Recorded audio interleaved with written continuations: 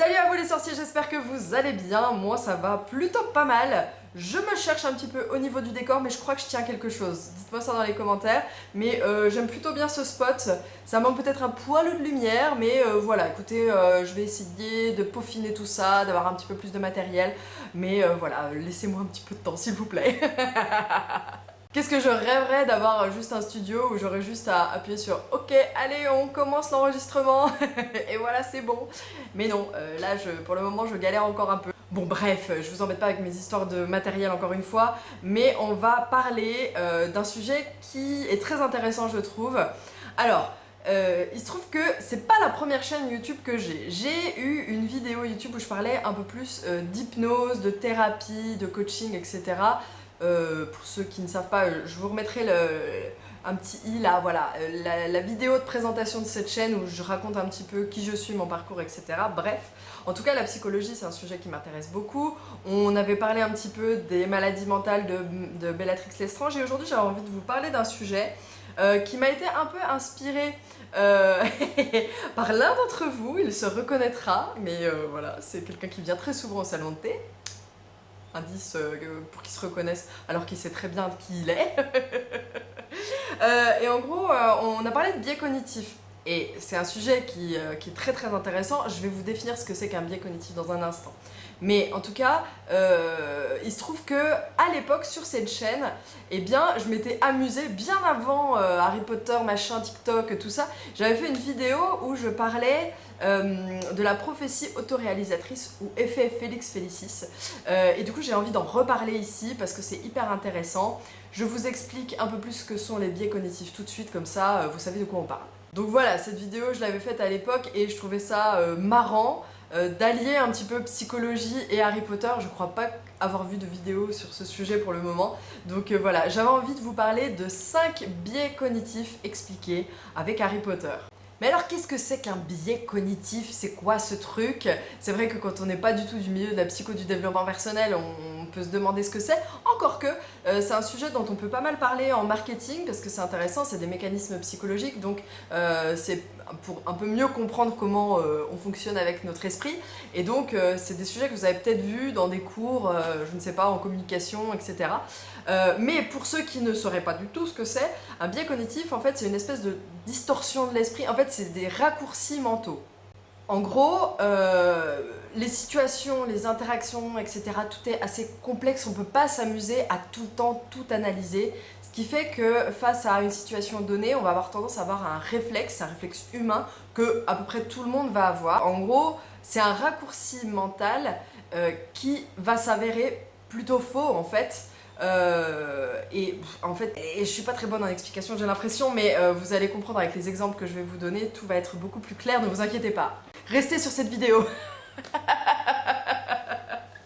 Ce que vous avez besoin de savoir, c'est que, en gros, c'est que face à une situation donnée, vous allez avoir un raccourci de votre esprit, tout simplement pour faciliter voilà, votre interaction, pour faciliter votre réflexion.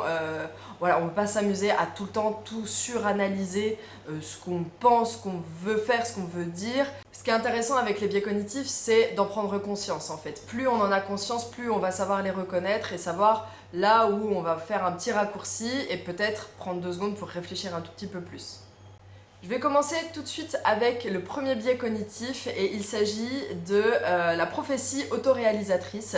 C'est donc ce sujet que j'avais abordé dans ma vidéo précédemment sur mon autre chaîne et donc je vais commencer avec ça. En gros, à l'époque, j'avais parlé de l'exemple de Ron qui boit la potion Félix Félicis. Je vais juste vous parler d'un autre exemple pour illustrer ce biais-là, mais d'abord, qu'est-ce que c'est la prophétie autoréalisatrice ? La prophétie autoréalisatrice, c'est tout simplement le fait de se dire quelque chose et tellement on se dit cette chose-là que ça finit par arriver. L'exemple qui va peut-être vous parler, moi par exemple, je me dis que je suis quelqu'un qui n'est pas très doué, qui n'a pas le sens de l'orientation. Et c'est un truc avec lequel je suis pas du tout à l'aise. Et par exemple, quand je vais être au volant, Je vais tellement me dire que j'ai pas le sens de l'orientation et que j'ai absolument besoin d'un GPS que si j'ai pas de GPS, eh ben, je vais tellement en fait paniquer que finalement je vais vraiment me perdre et pas prendre la bonne route, tout simplement parce que je me le suis tellement dit que c'est vraiment arrivé. Ça peut être dans un sens négatif, mais ça peut aussi être dans un sens positif. Et là, je vais vous donner un exemple par rapport à Harry Potter. Dans Harry Potter et le prisonnier d'Azkaban, il y a un moment qui représente parfaitement ce que c'est que la prophétie autoréalisatrice. Le moment où Harry et Sirius sont attaqués par les détraqueurs, eh bien, Harry a l'impression de voir son père sur l'autre bord du lac en train d'envoyer un patronus corporel. Et Harry, à ce moment-là, il sait pas le faire. Donc lui, il est persuadé que c'est pas lui qui a pu le faire puisque son père était là. Son père ou quelqu'un d'autre, en tout cas lui il se dit que c'est son père. Mais au moment où il retourne dans le passé et qu'il se retrouve confronté à cette situation, eh bien en fait, il se dit qu'il l'a déjà fait. Donc que c'est possible de le faire. Et donc, il fait un patronus corporel à ce moment-là. Je trouve que c'est un exemple vraiment super intéressant. Et je peux vous reparler donc aussi de cet exemple avec Ron qui pense avoir bu du Félix Felicis au moment d'être gardien dans le match de Quidditch. Et ben c'est exactement la même chose qui se produit. Il est persuadé d'avoir de la chance, que tout va bien se passer. Et du coup, bah, ça casse complètement le fait qu'il se dise à l'inverse, dans le sens négatif, que lui il est nul et qu'il n'y arrive pas et que quand il y a du public, il perd tous ses moyens, etc. Comme ça a été enlevé, et bah du coup, il fait un super match et il joue comme jamais. Franchement, je crois que c'est le biais qui est le plus intéressant, c'est vraiment la force de l'esprit, la force du mental, que tout n'est que croyance en fait. Il y a un autre exemple que j'ai envie de vous donner, qui va faire rager certaines personnes, mais qui pourtant a été démontré par des expériences psychologiques, mais il a été montré que certains professeurs, alors peut-être que ça a un petit peu bougé depuis l'expérience, mais quand même, à une certaine époque, on va dire, les professeurs étaient persuadés que les garçons étaient plus forts en mathématiques et que les filles étaient moins fortes. Et on s'est rendu compte que, du coup, les professeurs passaient plus de temps à expliquer les choses aux garçons, en se disant « je vais lui expliquer parce que forcément il va mieux y arriver après et en fait ça va être plus facile pour lui. Les filles de toute façon elles sont un peu moins fortes donc je vais passer moins de temps à leur expliquer, c'est pas grave. » Et qu'est-ce que ça crée ça? Bah, ça crée simplement que effectivement les filles deviennent moins fortes et les garçons deviennent plus forts en maths. Et donc là, la prophétie autoréalisatrice, elle se passe avec le professeur qui constate des résultats qui sont meilleurs chez les garçons et moins bons chez les filles, et ça ne fait que valider sa croyance, et en fait sa croyance devient une réalité, mais ça part d'une croyance. Alors, je sais que ça va faire rager sans doute par exemple les filles, mais ça va peut-être faire rager les professeurs. Évidemment, quand cette expérience est sortie, la plupart des profs ont dit « mais n'importe quoi, jamais de la vie, moi j'aurais des préjugés ». Oui, mais en fait, c'est quand même une réalité, on a tous un peu des préjugés, c'est comme ça. Il faut en être conscient, il faut les admettre. Et moi je trouve que c'est mieux d'admettre qu'à un moment donné on a pu avoir des préjugés, justement pour s'en défaire. Si on ne se dit pas qu'on a des préjugés, du coup en fait on ne fait jamais vraiment le tri, le nettoyage dans tout ça. Et si vous regardez, c'est sur plein de sujets, les femmes au volant, enfin tout y passe hein, si vous voulez avec, avec ça. Et donc c'est très intéressant de mettre le doigt dessus. C'est un peu l'histoire de qu'est-ce qui est arrivé en premier, est-ce que c'est l'œuf ou la poule? Sur pas mal de sujets, c'est quand même les croyances qui arrivent en premier et du coup, les croyances vont valider le préjugé que vous allez avoir. Voilà pour le premier biais cognitif, je pense que maintenant vous y voyez plus clair sur ce que c'est. Il y en a plein, il y en a une tonne. J'ai juste essayé d'en trouver 5 qui vont faire écho à Harry Potter, mais sinon vous pouvez aller chercher sur internet un peu ce que c'est et faire la liste de tous les biais cognitifs, c'est juste... C'est énorme, il y en a beaucoup. Il y a un biais aussi que je trouve très intéressant et là on va passer au deuxième, il s'agit du biais de confirmation. Le biais de confirmation, on va le retrouver à plusieurs moments dans Harry Potter, il y en a un que je trouve très intéressant, c'est celui qui concerne le professeur Rogue.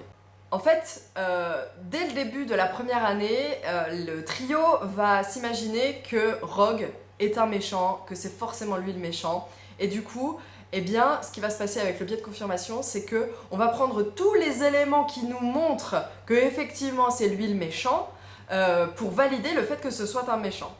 C'est tout simple, hein, il y a vraiment tout dans le titre, biais de confirmation, on va chercher à confirmer notre croyance. Quand on prend par exemple la scène où Harry, vous savez, est sur son balai et menace de tomber, forcément, quand Hermione va regarder, elle va tomber directement sur Rogue, elle va voir quelque chose, elle va dire eh ben voilà, c'est lui.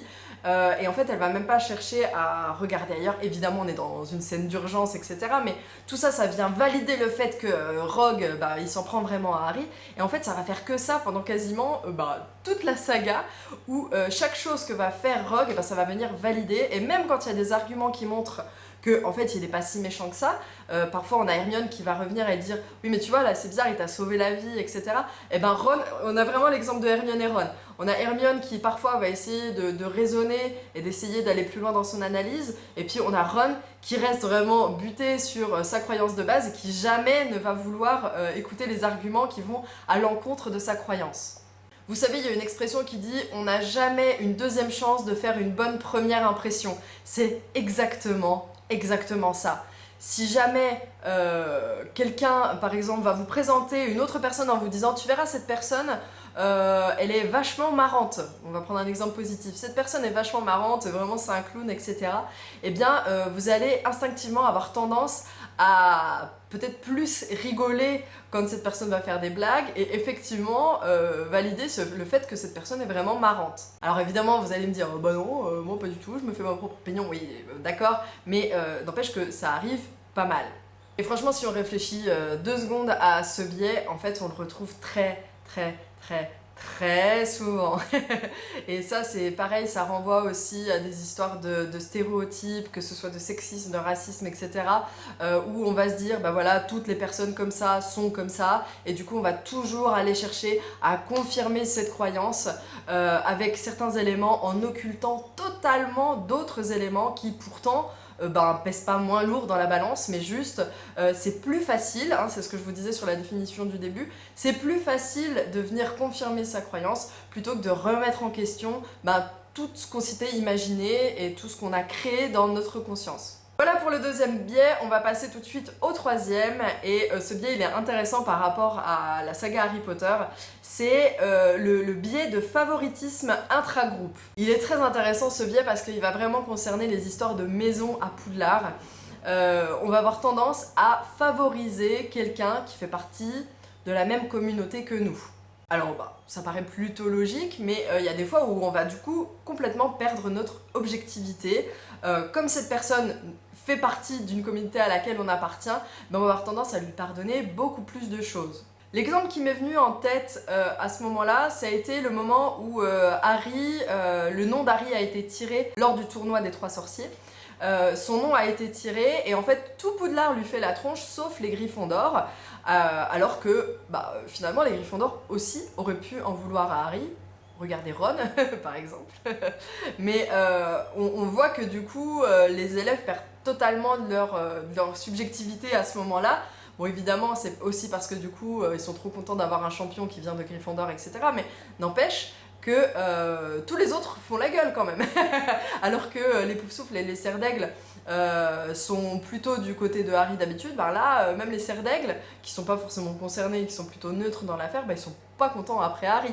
Et c'est peut-être pas pour rien. Évidemment, nous, on sait que Harry n'est pas coupable, etc. Mais on se rend bien compte que les Gryffondors ont totalement perdu de leur objectivité à ce moment-là. Alors vous allez me dire, oui, mais ça c'est de la solidarité dans le groupe, en quoi c'est un biais? C'est un biais parce que là, c'est pas très grave dans le cas de Poudlard, etc. Mais ça peut arriver aussi dans d'autres cas. Un exemple qui me vient à l'esprit là, c'est le sujet par exemple des guerres entre les pays. Quand il va y avoir des guerres entre pays, on va totalement perdre de notre objectivité à ce moment-là, parce que, voilà, par exemple, je sais pas, nous on est français, on va dire non mais nous on est français, et voilà, on est solidaire à tout prix, alors que parfois on va être totalement en tort, par exemple.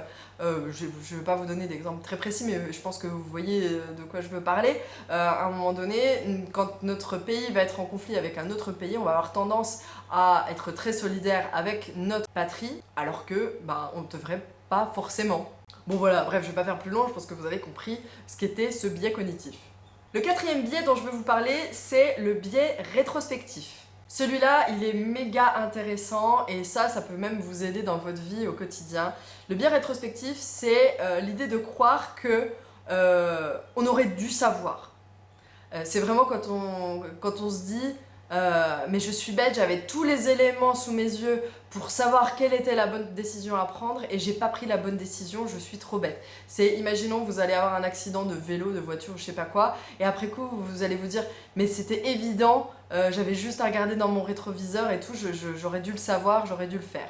Eh ben non, le biais rétrospectif c'est justement ça, c'est que si à ce moment-là vous l'avez pas fait, eh ben vous l'avez pas fait, c'est que vous étiez pas dans la capacité, vous étiez pas dans l'état d'esprit pour faire cette chose-là. Ça, on va le retrouver par exemple dans un moment de grande frustration dans Harry Potter, en tout cas pour le lecteur, c'est terrible. Enfin, moi je déteste ce passage, c'est horrible, mais le moment où Sirius meurt et où Harry se souvient que Sirius lui avait donné un miroir pour pouvoir communiquer avec lui. Et Harry ne s'en souvient pas, il s'en souvient beaucoup trop tard, et ça génère une frustration énorme. Et qu'est-ce qui se passe à ce moment-là? On se dit, mais pourquoi il l'a pas su? Il aurait dû s'en souvenir, c'était évident, c'était là, c'était sous ses yeux. Je sais même que pour avoir parlé à certains fans, avec certains Potterheads, que certains savaient, se souvenaient au moment de la lecture qu'il y avait ce miroir. Moi je m'en étais pas du tout souvenu et ça avait généré un truc en moi de oh, mais mon dieu c'est horrible, mais pourquoi et pourtant c'était si simple. On est un peu dans ça, on est un peu dans ce biais rétrospectif de ah si j'avais su. Mais ça, c'est aussi quelque chose, pour vous donner un autre exemple, c'est quelque chose que je vais retrouver dans vos commentaires sous mes vidéos TikTok, où souvent vous allez me dire mais pourquoi est-ce que Harry il a pas fait ça? Pourquoi est-ce que Ron il a pas fait ci? Et en fait vous allez me poser des questions comme ça, comme si c'était aussi simple que ça pour les personnages de le savoir sur le moment T. C'est toujours facile après coup de se dire bah oui mais il avait qu'à faire ci, il avait qu'à faire ça, bah oui mais d'accord, mais maintenant que toi t'as tous les éléments sous tes yeux, évidemment que ça paraît simple. Mais en fait la vérité c'est que quand t'es dans le feu de l'action, bah non. Si tu n'as pas vu la bonne option à ce moment-là, c'est juste que bah, t'étais pas dans les conditions pour que ça arrive. Et je suis sûre que vous avez des exemples dans votre vie qui vous font écho là tout de suite quand je vous parle.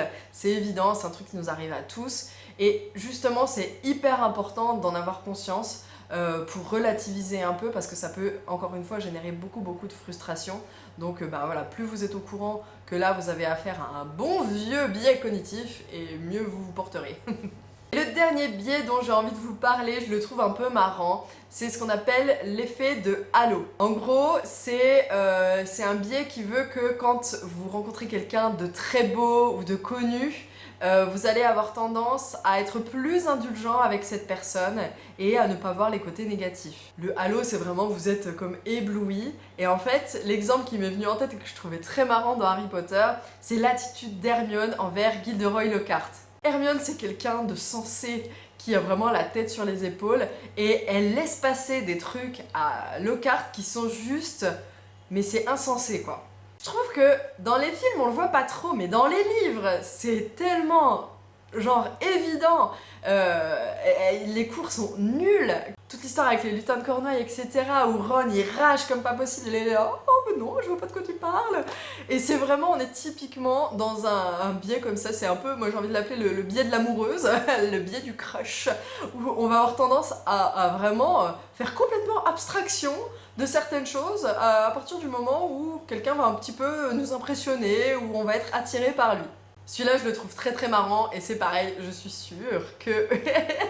je suis sûre que vous avez des exemples en tête, avouez. Bon voilà les amis, je vais pas faire plus long, en tout cas moi j'ai trouvé que ce sujet était vraiment passionnant. Dites-moi ce que vous en avez pensé dans les commentaires et je vous invite vraiment à aller voir le reste de la liste des biais cognitifs, franchement c'est passionnant. Je suis pas sûre de pouvoir faire une partie 2 de cette vidéo parce qu'il n'y a pas forcément des choses qui font toujours écho à l'univers d'Harry Potter ou alors c'est difficile de trouver des exemples précis. Donc je pense que je vais m'en tenir à là, mais c'est un sujet en tout cas sur lequel je vous invite vraiment à vous pencher.